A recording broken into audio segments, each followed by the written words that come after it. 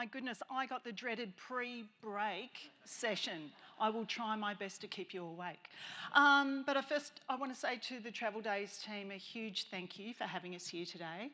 What a great topic to talk on, such a wonderful theme for today.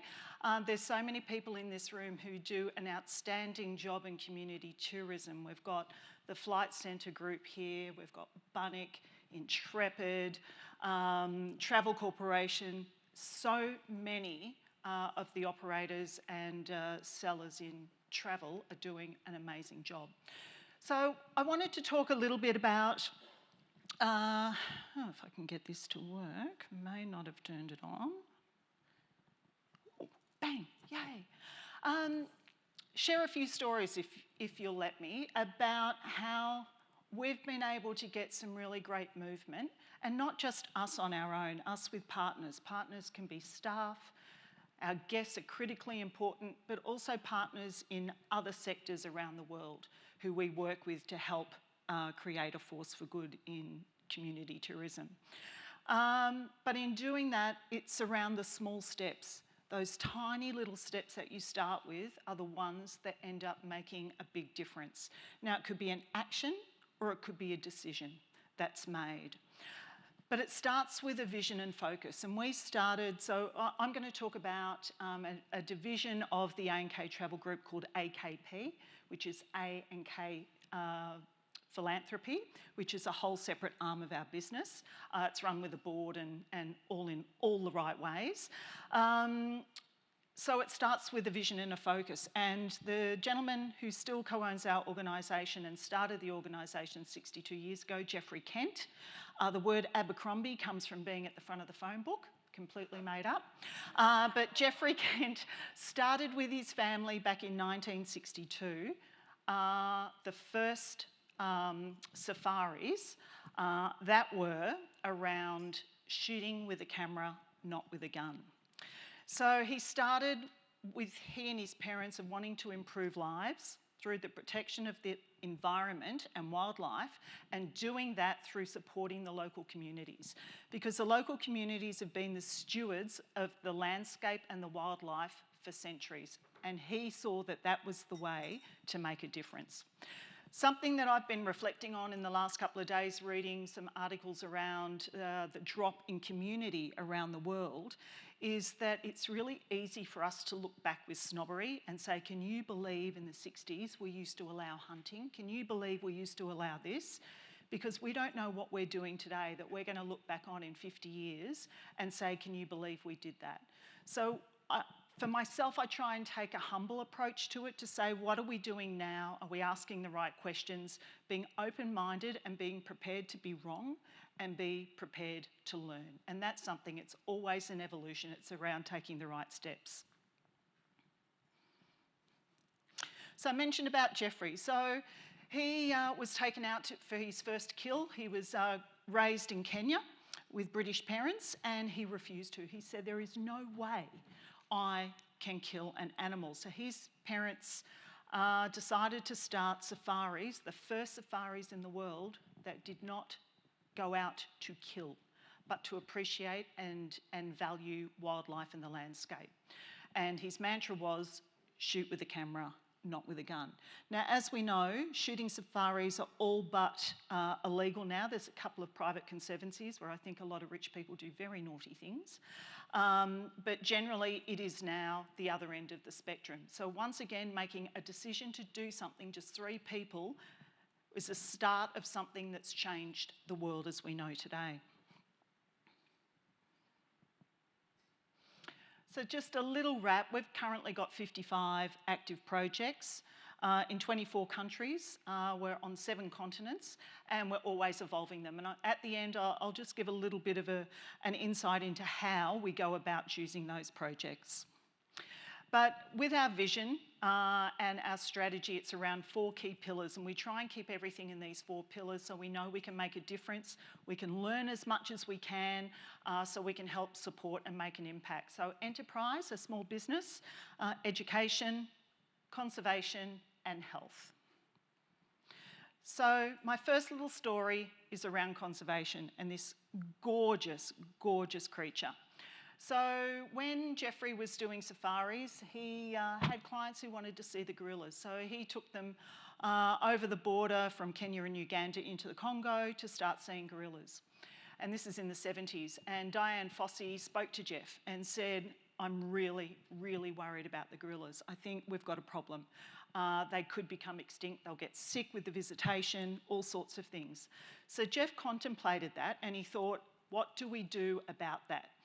And what he'd seen is if you engage local communities and they are getting something out of it, they will get active.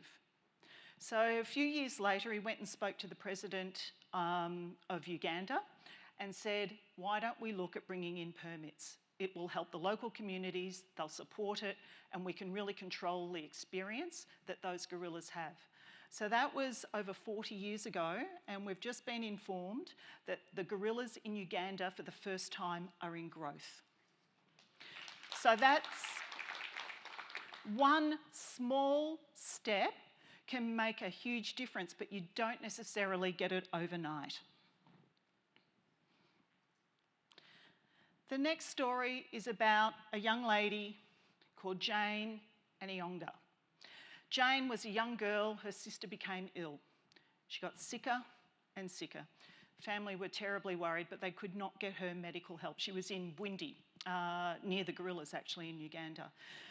Eventually, weeks later, they were able to get a medical appointment for the sister, and Jane went with her sister and mother into the hospital. She checked her over and she gave her 2 white pills. Her sister remarkably fully recovered.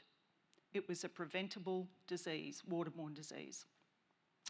And Jane said, oh my goodness, I want to be able to save everyone. All my family, all my friends, I want to learn where those white pills come from, and I want to get my hands on those white pills.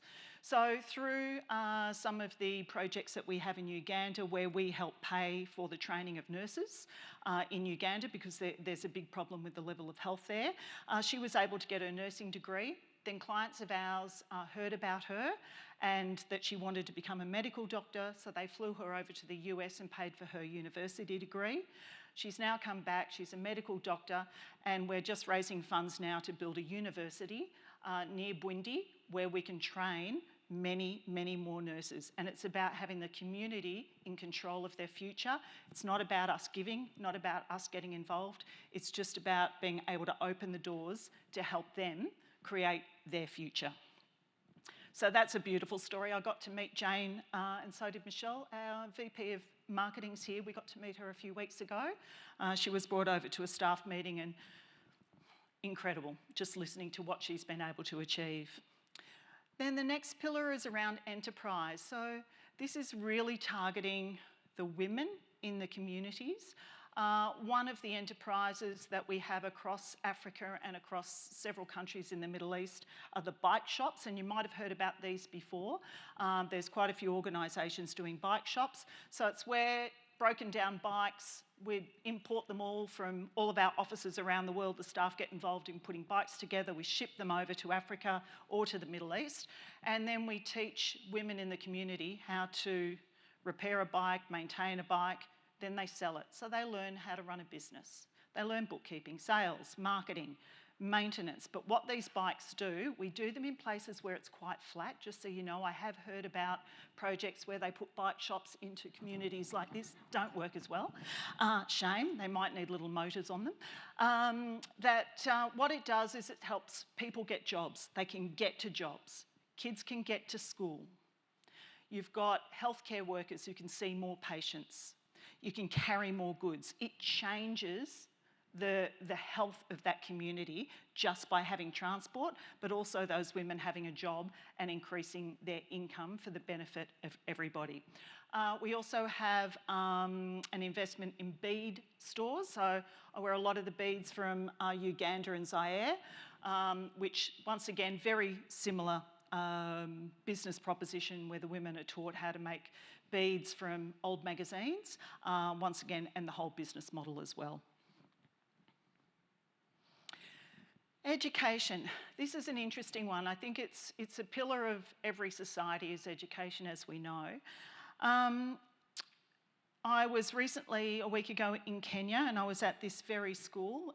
It's in the Maasai area. And I'd heard about the life water filters. Life water filters are a filtering system that remove 99.99% of bacteria and germs from water.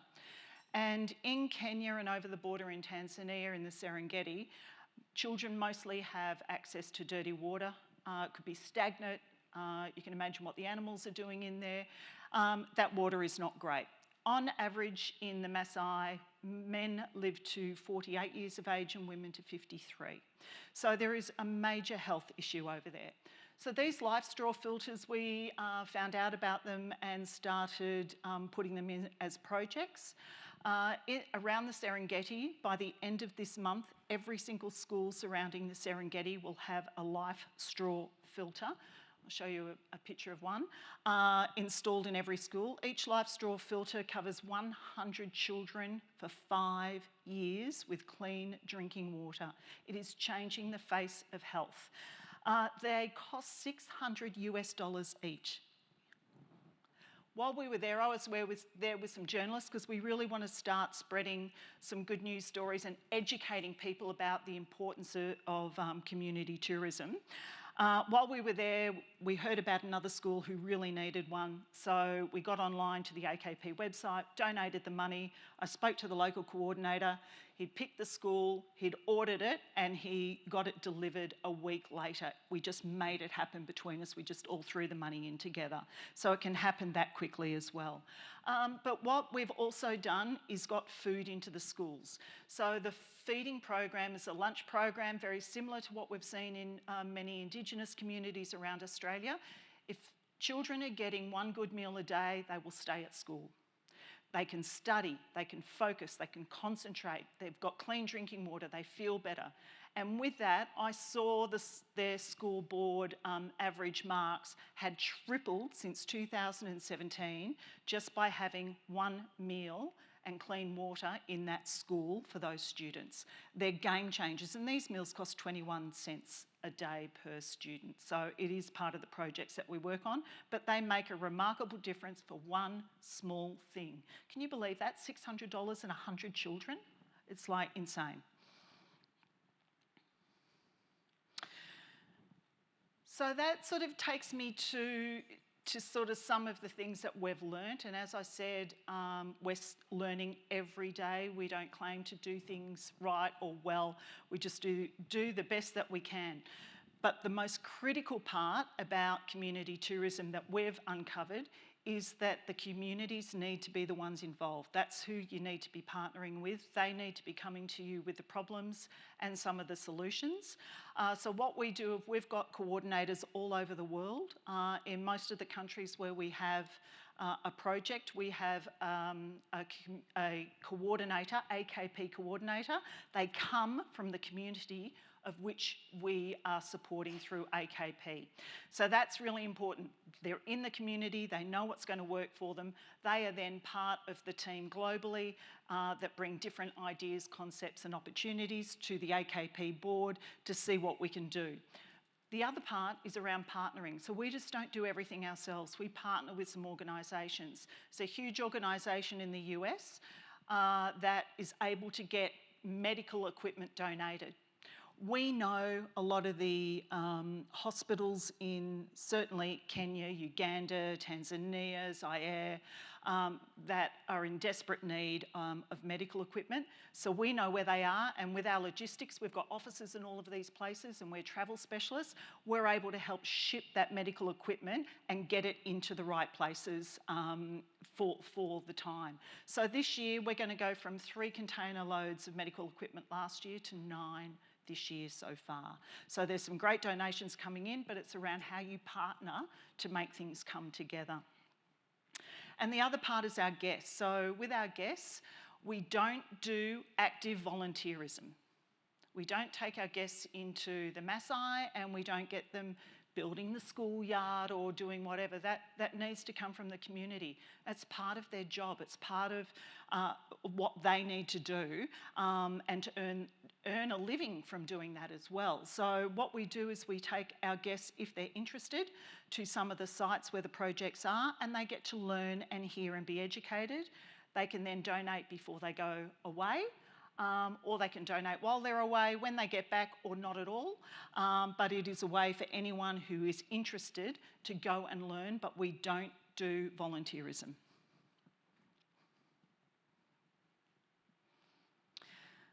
So just to finish up, I might ask Michelle Mickham to come up here, if you don't mind. Oh, 23 seconds to go. I can't believe how well I've timed that.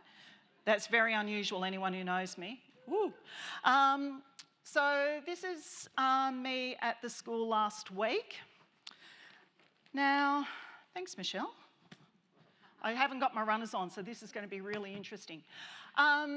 When Michelle and I were in Chicago about 4 weeks ago, and we were with our management team, global management team, and we had a presentation by AKP. And our head of AKP gave us all a couple of balls and said, these balls are very special.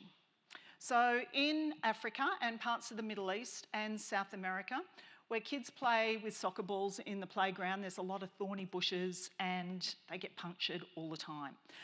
One of the A&K guests was in Africa, I can't remember which country it was, and he saw what was happening. So he went back to the US and tried to find a ball that wouldn't puncture easy. Now he found these balls. They're called mambas, which is so perfect for here because it means crocodile. So mambas, so these little mambas are now, he went and bought the company. Okay, so we have some guests who might have a little bit more cash than others, okay? Okay, just no judgment, no judgment. But he, yes, he bought the company, and then he gave us all a couple of balls and said, see what you can do with this, what momentum can you do? So I took one to Kenya, and I gave it to the kids at Embery School. In the Maasai Triangle. Oh, they're so cute. They sung, and anyway. And then I thought I'd bring one here and I'll kick it into the audience, and I thought, put it out there. Take it forward and say, well, what can you do with this ball? What can you do to make a difference? One small step, one small idea, one small decision. I don't think I'm going to kick with sandals, but I will throw. I can see a hand out there already. Oh! It was a short throw, sorry guys, but good work, Grant. And then Michelle's going to throw out some of the beads that we purchased in Zaire. So a couple of people will be lucky enough to get one of those. But I've got the box to go with that, Grant. With the pump in it as well. So just see what you might be able to do with it, and I'd love to hear your story about a difference that you might be able to start. So that's all for me. Thank you very much for listening. And if you would like to know anything more about what we're doing, as I said, we don't do it alone. It's not about us. It's about partnership and creating a force for good. So, yeah. Feel free to go online and have a little bit of a read, ask us any questions, but thank you very much.